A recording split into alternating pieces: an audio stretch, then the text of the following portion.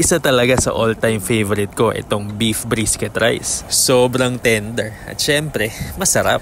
Ang laki din ng serving portion nila, kaya naman na-sold talaga ako. Ang sasarap din ng ibang mga na-order namin, lalo na tong spicy noodles with seafood. Good for sharing ang serving size. At talaga namang hindi tinipid sa toppings. Tamang-tama lang din ang anghang niya, kaya nag-enjoy din si Laika. Panalo din itong dumpling soup nila. Ang sarap ng sabaw at may partner pa yan na Chinese hot buns. Ang sarap kainin, lalo na habang mainit. At dito nga kami kumain ngayon sa Putien. Na-try namin to dito sa Hong Kong at talagang nag-enjoy kami. Ay ang beef brisket ang kanilang bestseller at lahat ng nasa menu nila reasonable naman ang presyo. Malalaki kasi ang serving portion sila, kaya sulit na sulit. Melts in your mouth itong baka nila. Isubo mo yung isang tipak at samahan mo pa ng mainit na kanin. Talaga namang napakasarap. May partner pa yan na soup na pambalanse ng lasa. Itong si Jiraya naman, Chinese noodles ang in-order. Hindi niya to hinalo sa soup kasi gusto niya parang pansit style. Meron nga din itong Putien sa Singapore. The best comfort food at marami din silang branches. Di ko lang sure, baka nga meron na din ito sa Pinas. Siguradong babalik-balikan namin to.